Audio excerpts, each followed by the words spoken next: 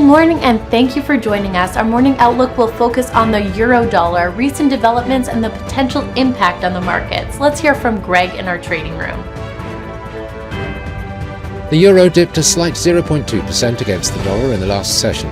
The stochastic indicator indicates an oversold market. The dollar-yen pair rose 0.7% in the last session. The Williams indicator indicates an overbought market. The gold-dollar pair made a minor downwards correction in the last session, dropping 0.2%. The MACD is giving a negative signal. The last session saw NIO shares gain 2.7%. The CCI is giving a negative signal. Thank you. Moving on to the latest updates in world financial news.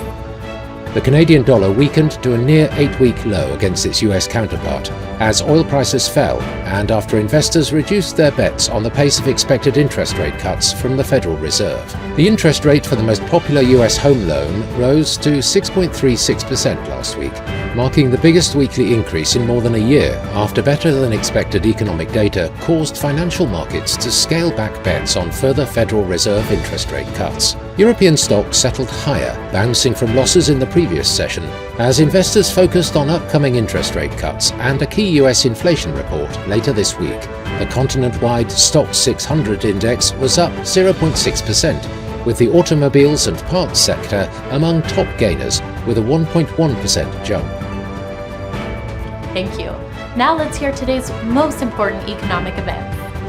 The US Consumer Price Index will be released at 12:30 GMT. The US initial jobless claims at 12:30 GMT. Finland's industrial output at 5 GMT. The Austrian industrial production will be released at 7 GMT.